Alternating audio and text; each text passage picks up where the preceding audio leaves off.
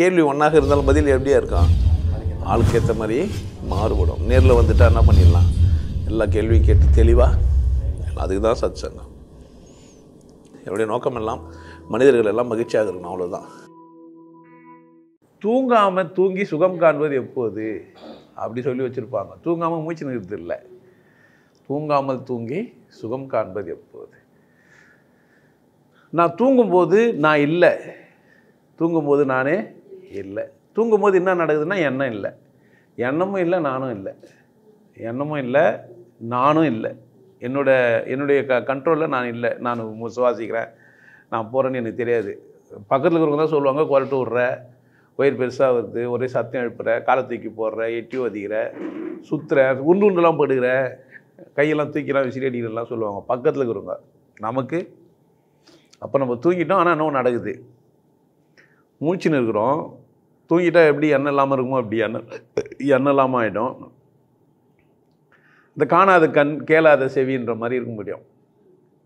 இதுக்கு பல உதாரணங்களை சொல்லலாம், ஆனால் எக்ஸ்பீரியன்ஸ் பண்ணால் தான் சரியாக புரிஞ்சிக்க முடியும். உதாரணமாக நம்ம ஒயின் ஷாப் போனால் நிறைய கேட்காதுன்னா, நான் ஒயின் ஷாப்பே போனதில்லை சாமி, நான் எப்படின்னாக்கா நான் என்ன பண்ண முடியும்? ஒன்றும் செய்ய முடியாது. சரி, பஜனைக்கு போனீங்களானாக்கா, பஜனைக்கு போனதே இல்லையே சாமி, என்ன அங்கேயே ஒன்றும் செய்ய முடியாது. இல்லை சர்ச்சுக்கு மசூதிக்கு போயிட்டு அங்கே எங்கன்னாக்காதுன்னா அதுவும் நம்ம என்ன பண்ண முடியாது, சொல்ல முடியாது. பட் அதை நீங்கள் எக்ஸ்பீரியன்ஸ் பண்ணால் தான் உங்களுக்கு என்ன பண்ண முடியும். ஆனால் முடியும். கண்ணை திறந்து வச்சுன்னு பார்க்காம இருக்க முடியும், காது திறந்து தான் இருக்குது கேட்காம இருக்க முடியும், நாக்கில் எந்த சுவையும் அறியாமல் இருக்க முடியும். அப்படி ஒரு அனுபவம் எனக்கு எப்போ வரும்னு பட்டினத்தார் பேசிக்கிறாரு. நிறைய பேர் அதுக்காக இயங்கவும் செய்கிறாங்க. ஆனால் ரொம்ப சிம்பிள் ஃபினோமினான்ற நான், அதுதான் ரொம்ப ஈஸியஸ்ட் வே, அதுதான் ரொம்ப சாதாரணமான விஷயம். நம்ம ரொம்ப காலமாக வேறு மாதிரி வாழ்ந்து பழகுனதுனால நமக்கு அந்த இடத்துக்கு போக முடியாமல் தவிக்கிறோம். ஆனால் குழந்தையா இருக்கும்போது நம்ம அப்படி தான் இருந்தோம். குட்டி பாப்பாவாக இருந்தோம்ல, அப்போலாம் நம்ம அப்படி தான் இருந்தோம். கண்ணை திறந்துருப்போம், இமைக்க மாட்டோம், பார்க்கவும் மாட்டோம். நீங்கள் குழந்தைங்களாம் இப்போ கூட பார்க்கலாம். அது முன்னாடி போய் நீங்கள் கையெல்லாம் ஆட்டினீங்கன்னா கம்பெனியை கண்ணு திறந்து வச்சுன்னு இருக்கும், பார்த்துக்கிறீங்க தானே? அந்த மாதிரி ஒரு குழந்தையாக நம்ம மாறிடலாம். எல்லாருக்கும் அது சாத்தியம். இங்கே தான் ஒரு பின் குறிப்பு.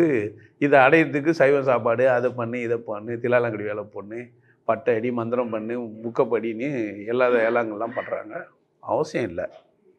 நல்ல ஒரு வலிமையான ஒரு நல்ல மனிதனை போய் சந்திச்சிங்கன்னா அவன் சொல்லி கொடுத்தானா நீங்கள் செஞ்சால் நந்துடும்.